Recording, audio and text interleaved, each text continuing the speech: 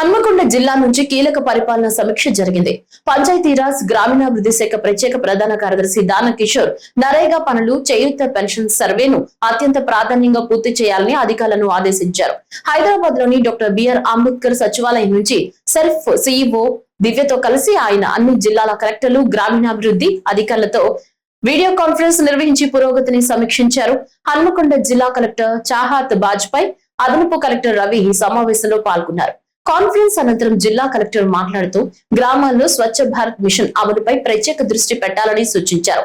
Vermi compost తయారీ, single use plastic నిర్మూలన, తడి పొడి చెత్త వేర్పాటు వంటి అంశాల్లో ప్రజల్లో అవగాహన పెంచాలని ఆదేశించారు.